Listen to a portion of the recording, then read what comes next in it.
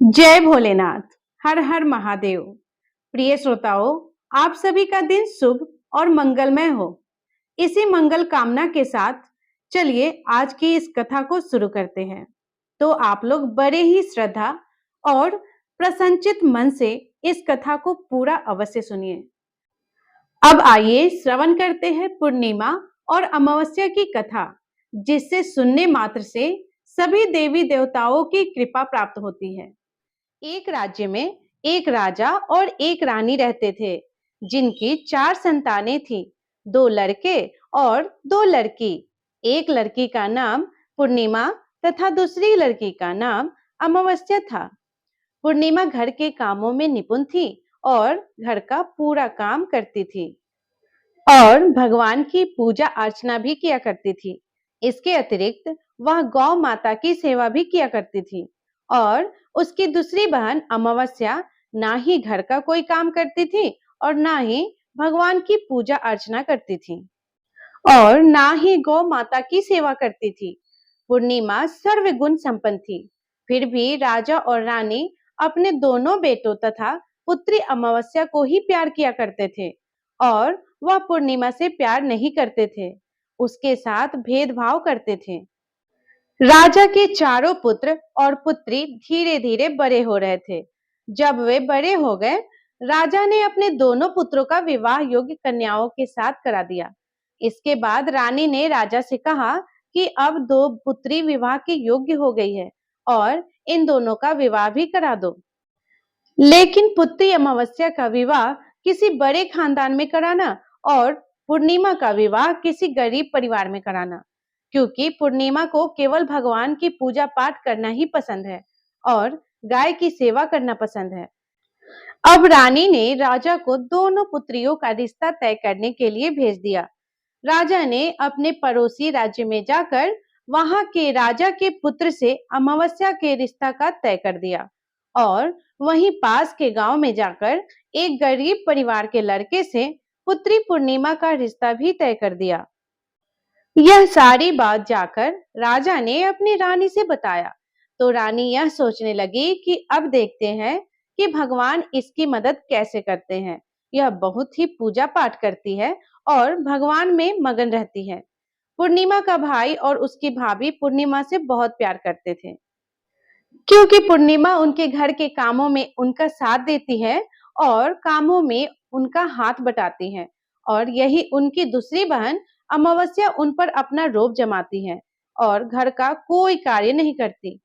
कुछ समय बीत जाने के बाद दोनों पुत्रियों का विवाह हो जाता है। राजा और रानी विवाह के बाद अपनी दोनों पुत्रियों को विदाई देते हैं।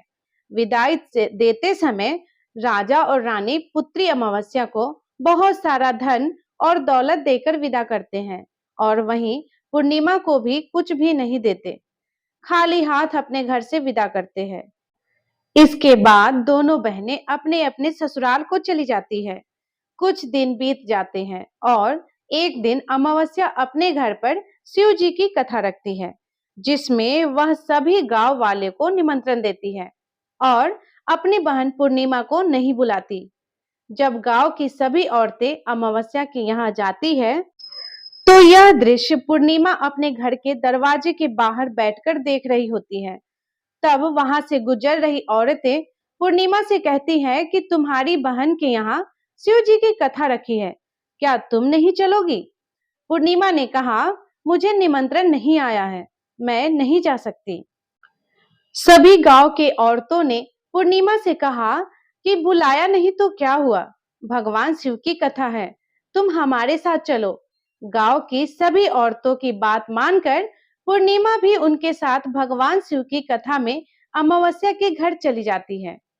जब अमावस्या की नजर पूर्णिमा पे पड़ती है, तो वह कहती है कि तुम यहाँ कैसे चली आई, मैंने तो तुम्हें नहीं बुलाया था। खैर कोई बात नहीं, अब तुम आ ही गई हो तो चुपचाप बैठी रहना।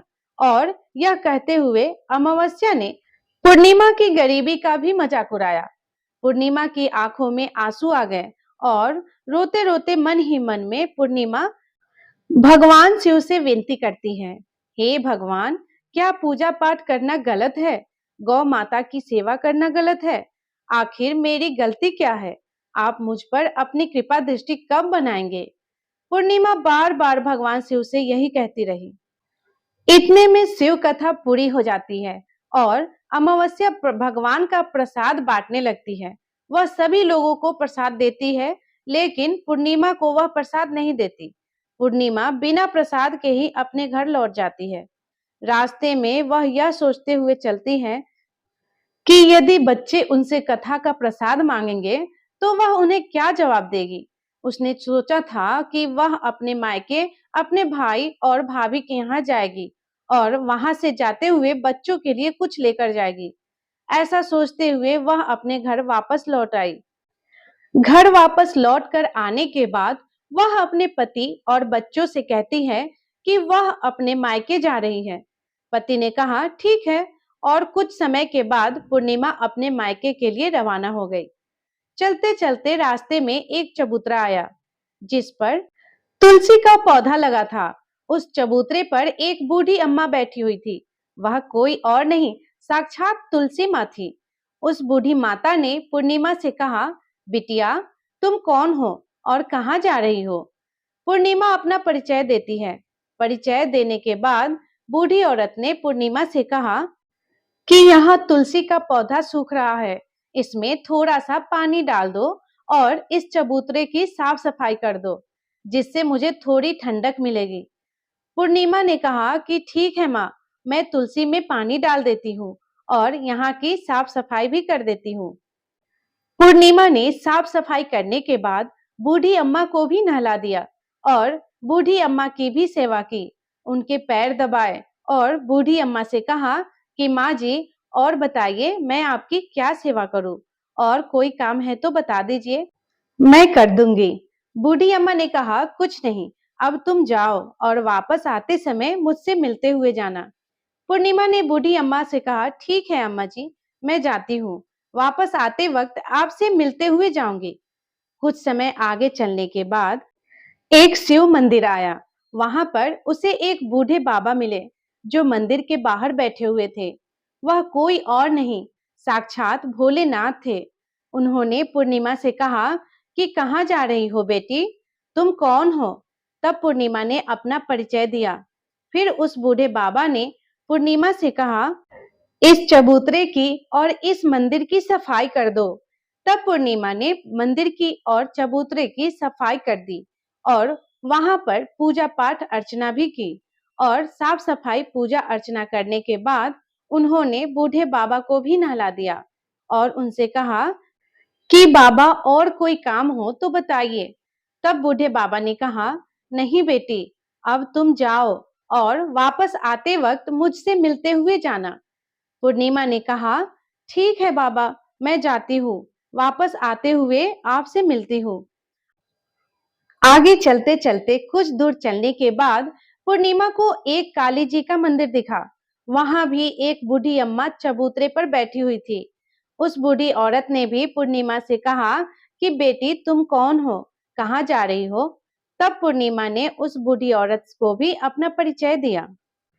बूढ़ी औरत ने पूर्णिमा से कहा कि यहाँ पर सभी पूजा पाठ करने के लिए आते हैं, लेकिन मंदिर की सफाई करने के लिए कोई नहीं आता, इसीलिए तुम मंदिर की और चबूतरे की सफाई कर दो। पूर्णिमा ने कहा ठीक है माताजी, और पूर्णिमा मंदिर की सफाई कर दी और चबूतरे की भी साफ सफाई कर देती है और पूजा पाठ भी करती है और माता जी का श्रृंगार कर देती है और उस बूढ़ी अम्मा को भी नहला देती है और बूढ़ी अम्मा के पैर दबाती है और कहती है कि सभी काम हो गया है माँ जी, और कोई काम हो तो बताइए। बूढ़ी अम्मा कहती है कि नहीं बेटी, अब तुम जाओ, लेकिन वापस आते वक्त मुझसे मिलते हुए जाना। पूर्णिमा कहती है ठीक है, और वह आगे चली जाती है। आगे चलते चलते एक नदी आती है।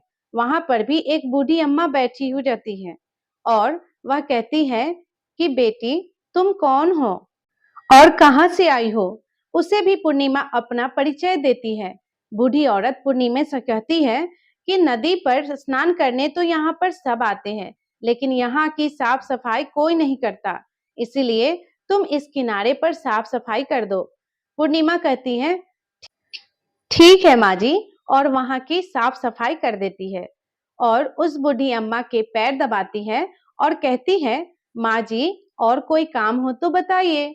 बूढ़ी औरत कहती है कि कुछ नहीं बेटी, तुम जाओ, लेकिन वापस आते वक्त मुझसे मिलने हुए जाना।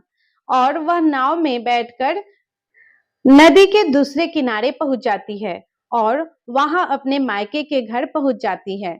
वहां पर पूर्णिमा के भाई और भाभी उसे देखकर बहुत खुश हो जाते हैं और वे पूर्णिमा की बहुत खातिरदारी करते हैं और उससे बहुत सारी बातें करते हैं और कहते हैं कि बच्चों को भी साथ में लेकर आती तो बहुत अच्छा होता। अब कुछ समय के बाद पूर्णिमा ने वापस अपने ससुराल जाने को कहा, तो उसकी भाभी ने उसके लिए एक साड़ी दी और थैले में बच्चों के लिए कपड़े और खाने पीने की कुछ चीजें रख दी और कहा कि तुम बहुत दिनों के बाद आती हो। और पूर्णिमा की भाभी ने यह थैले पूर्णिमा के हाथ में दे दिया और कहा कि जाओ और जल्दी वापस आना। इसके बाद पूर्णिमा वहां से अपने ससुराल के लिए रवाना हो गई और और उसी नदी के किनारे पहुंची और नाव में बैठकर दूसरे किनारे पर उतर गई। वहां पर उतरने के बाद उसे वही बूढ़ी अम्मा मिली जो साक्षात गंगा मैया थी।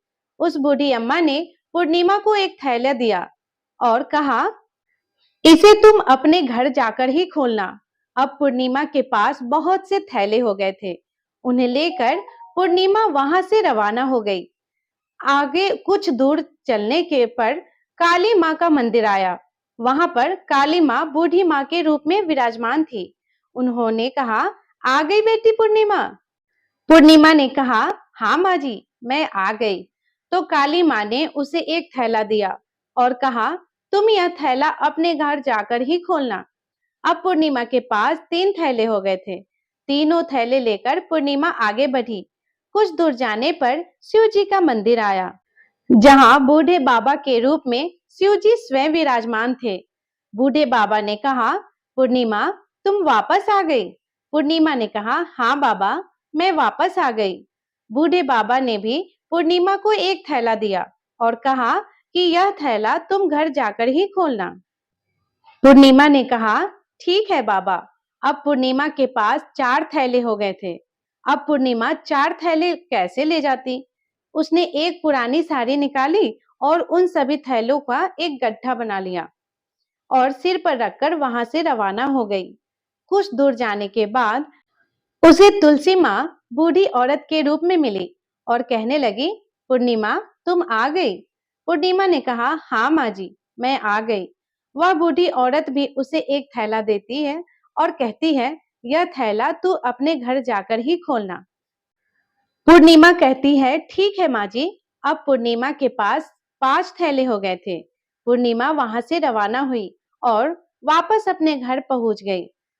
पूर्णिमा ने कपड़ों से बनी गट्ठों के नीचे रखा और सबसे पहले अपने मायके का थैला खोलकर देखने लगी। उसमें बच्चों के लिए अच्छे अच्छे कपड़े, खाने पीने की चीजें और कुछ गहने भी थे। पूर्णिमा ने कपड़े अपने बच्चों को दे दिए और खाने पीने की चीजें भी दे दी। बच्चे यह सब पाकर बहुत खुश थे। अब पूर्णिमा ने दूसरा थैला खोला जो उसे गंगा मैया ने दिया था। उसमें ढेर सारे हीरे जवाहरात, सोना चांदी आदि थे। इसके बाद पूर्णिमा ने तीसरा थैला खोला जो उसे काली माँ ने दिया था। उसमें बहुत सारा सोना और श्रृंगार का सामान भरा हुआ था। इसके बाद पूर्णिमा ने चौथा थैला खोला जो उसे भगवान शिव ने दिया था। उसमें बहुत सारा धन संपत्ति और खुशियां भरी हुई थी। इसके बाद पूर्णिमा ने 5वां थैला खोला जो उसे तुलसी माँ ने दिया था। उसमें चावल, दाल और 7 प्रकार की खाने की चीजें भरी हुई थी। अब पूर्णिमा के घर में किसी भी चीज की कमी नहीं थी। उसका घर धन धान्य से भरा हुआ था और परिपूर्ण था। अब पूर्णिमा और उसका परिवार सुखपूर्वक जीवन व्यतीत करने लगा। अब पूर्णिमा के मन में विचार आया कि क्यों न शिव जी की कथा कराई जाए।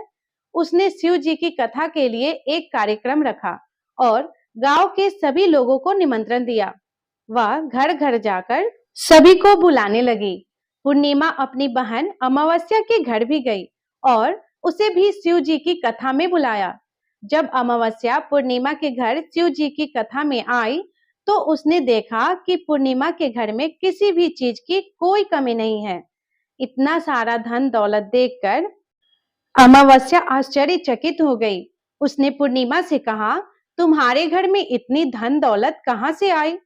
पूर्णिमा ने कहा, देख बहन, तुमने शिव जी की कथा में मुझे नहीं बुलाया था, फिर भी मैं चली आई और तुमने मुझे प्रसाद तक नहीं दिया, मेरी गरीबी का मजाक भी उड़ाया।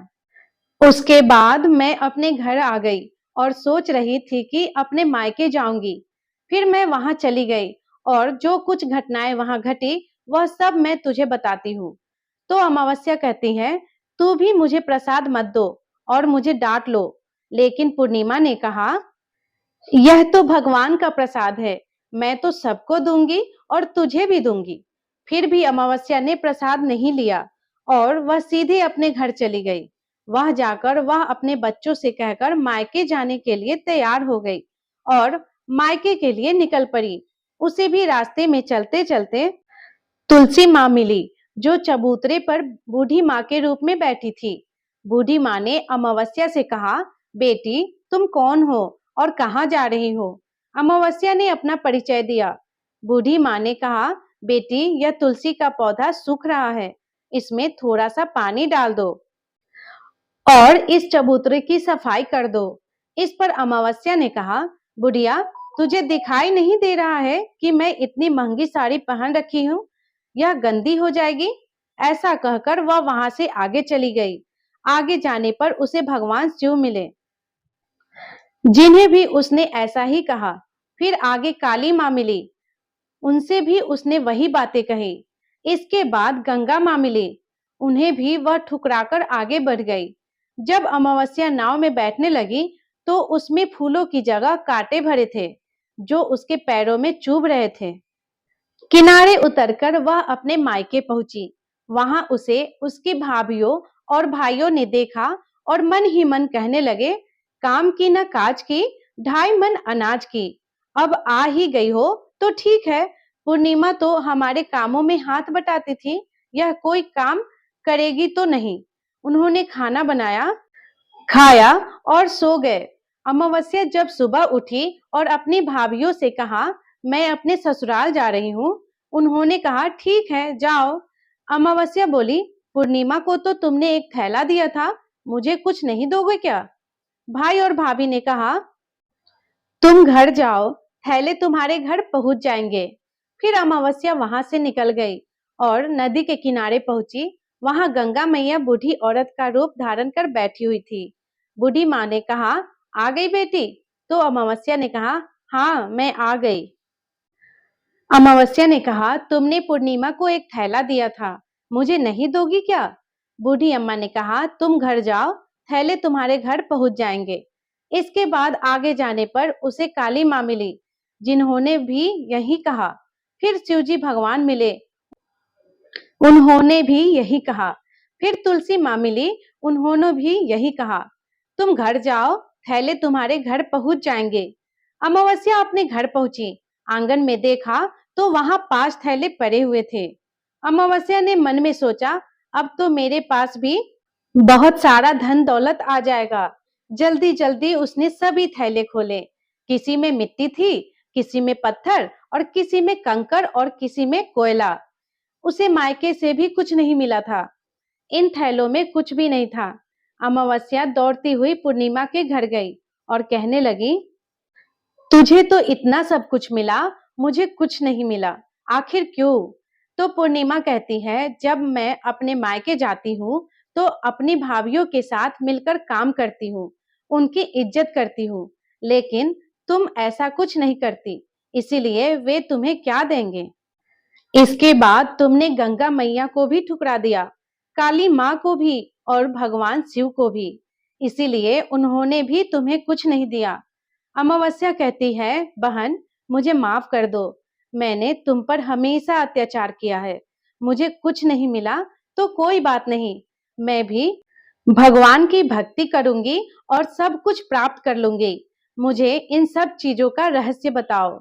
तो पूर्णिमा ने कहा, तुम 3 सूत्र का ज्ञान ले लो और उसकी कथा करना।